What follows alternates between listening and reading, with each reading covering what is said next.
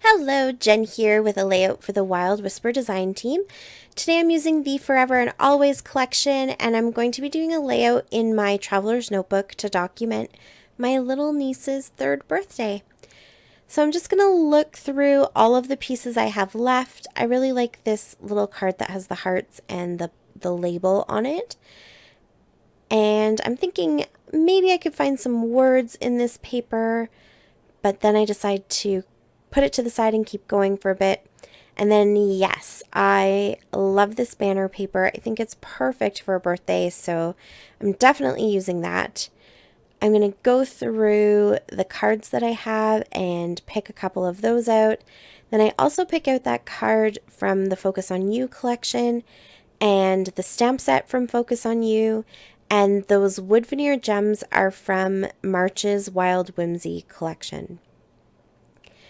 So I know I want this banner paper to be the majority of my layout, or at least be a good focus for the layout. I just think it's so cute and whimsical.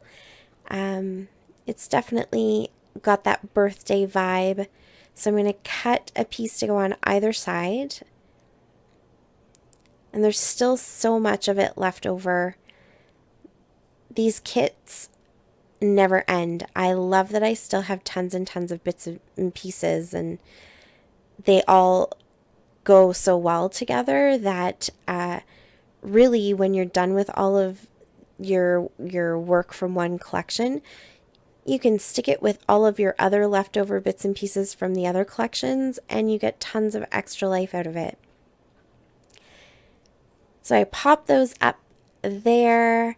And I'm going to cut this card in half and have it span across both sides as well. I'm really trying hard not to add too much extra bulk to my traveler's inserts.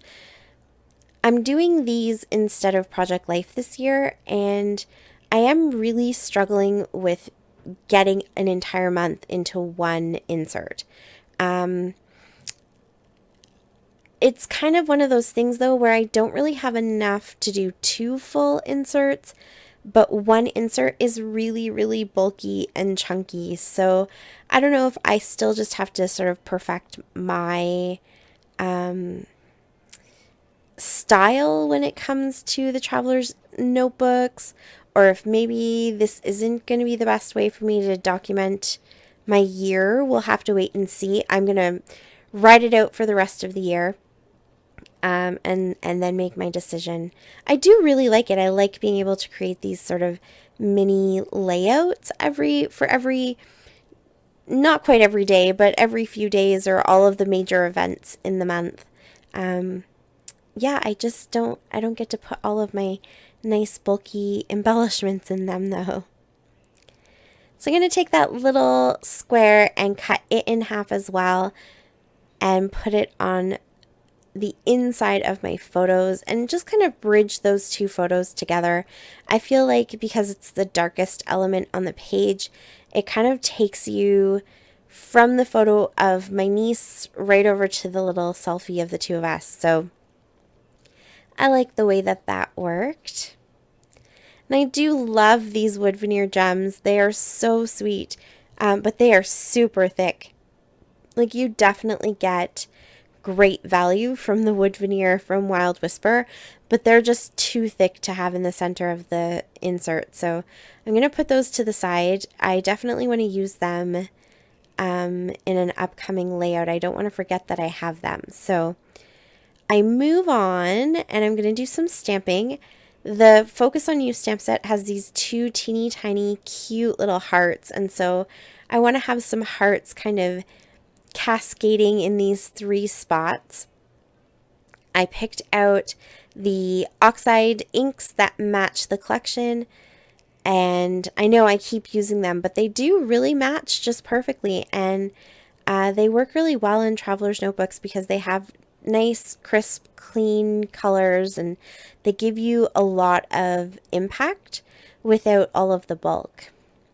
And now here the hearts also have their little outlines. And so I'm just going to do some ghost stamping where I'm stamping once on my scratch paper and then onto the layout. And that way I'm not getting such a solid black line. It's a little bit more muted, and that matches the black in the collection a little bit better.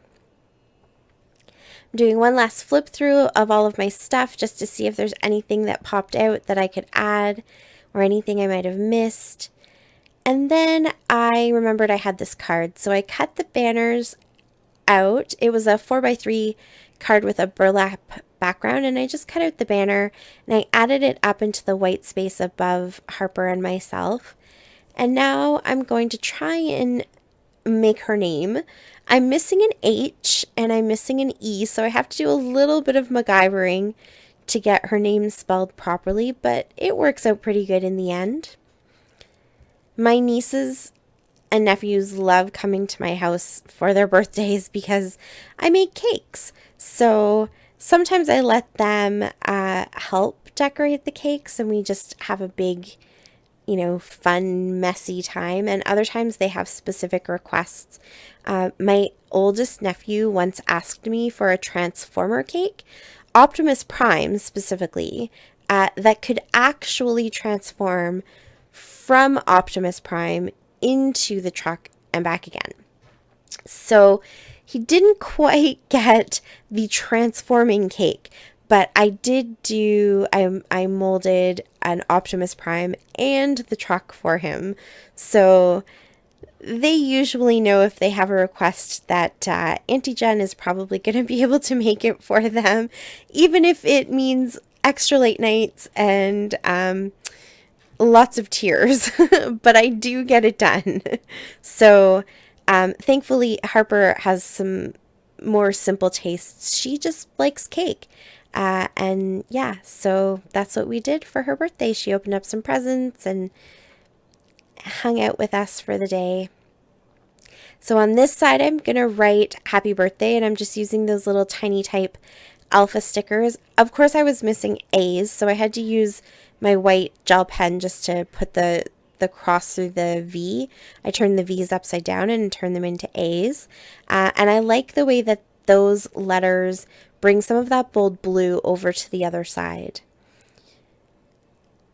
And then I wanted colors that matched the layout a little bit better, and I didn't really have anything in flat alphas, so I'm going to go ahead and take these Stampin' Up! Alphas and just paint over top of them. They're just plain white cardstock. They're not meant to be painted or anything like that.